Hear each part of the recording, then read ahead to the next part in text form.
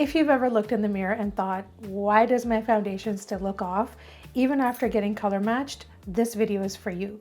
I can't tell you how many brides and clients have sat in my chair and say, they always match me to the same shade and I just convinced myself it's fine, but it never really looks like me.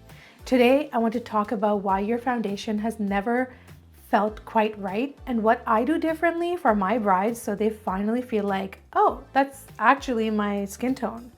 I'm not turning this into a full-on tutorial or color theory class. This is more about helping you understand what's been going wrong and what's possible when someone really takes the time with your complexion. My name is Maya. I'm a bridal makeup artist and complexion pro based in Toronto.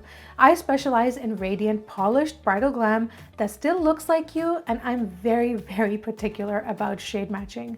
A lot of my brides live in that medium tan, olive, deeper skin world, but honestly, this applies whether you're porcelain, medium, or rich, deep.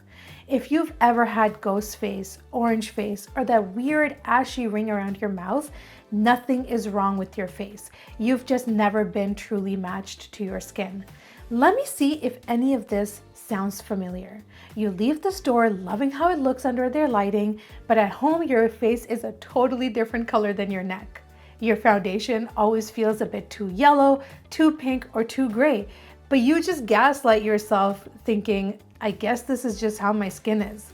Around your mouth, your base either looks ashy or really heavy, like you had to pack it on to hide something.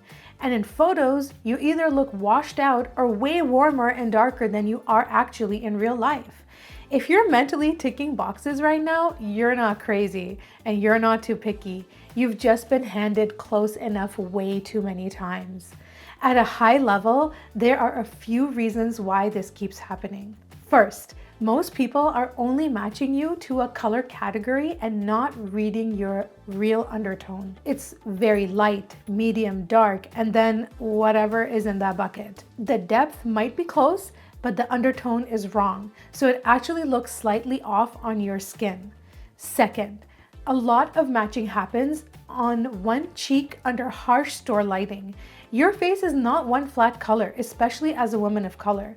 The center of your face, your jawline, your neck, chest can all read slightly differently, especially on women of color or if you flush easily. So you end up with a shade that kind of works in one tiny area and then looks disconnected from the rest of your body. And third, especially for my medium tan, olive, and deeper girlies, what's happening around your mouth and jaw gets treated as generic darkness or hyperpigmentation instead of what it often actually is, your natural pigment showing up stronger in that area. So people grab the wrong correctors, then layer foundation on top, and somehow it still doesn't look right. It's heavy, it's dull, it's a bit gray, and you're like, why is this so much work for it to still not match? So let me share what I do differently with my brides without giving you the entire recipe. When you sit in my chair, I'm not grabbing one bottle and calling it a day. I always start by really studying your complexion, not in a harsh, critical way, just paying attention and really seeing you. Where are you naturally lighter or deeper? Where do you flush red?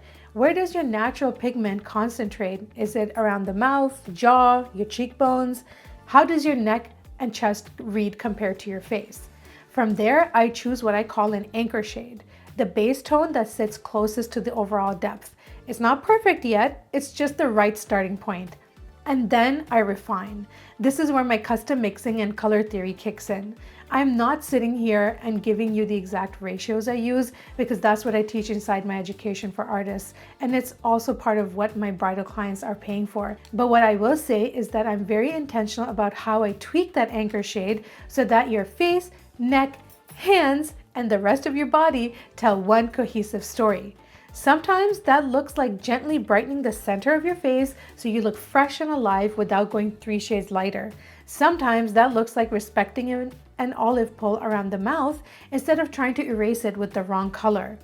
Sometimes that looks like quietly toning down redness without flattening all the life out of your skin. The end goal is always the same. You look like you, just balanced, polished, and camera ready. The biggest feedback I get from brides is things like, I finally felt like my face matched my body, or I looked like myself in every photo, or I didn't have to mentally edit my own skin tone in my head. And that's what this is really about. It's not about a viral foundation shot. It's about you looking back at your wedding photos in 10 to 20 years and still recognizing yourself. No ghost face, no orange oxidized foundation, no ashiness around the mouth. Just you. So what can you actually do with this as a bride or someone who wears makeup?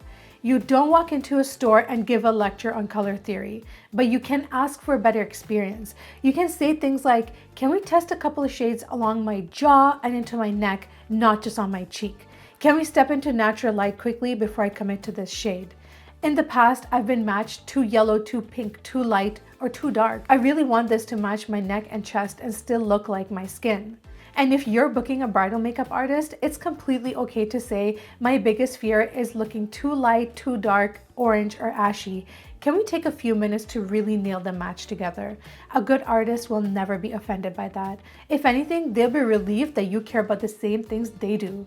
If you're a Mississauga or GTA bride getting married in 2026 and you're done settling for close enough on your wedding day, I would love to take care of you. My 2026 bridal books officially open on January 2nd, and when you book with me, we will build a wedding morning that feels calm, intentional, and I'll give you a bespoke crafted look that is made just for you. And if you're an artist watching this thinking, okay, I want to understand this on a deeper level, you're exactly who I'm building my Complexion Perfection education for.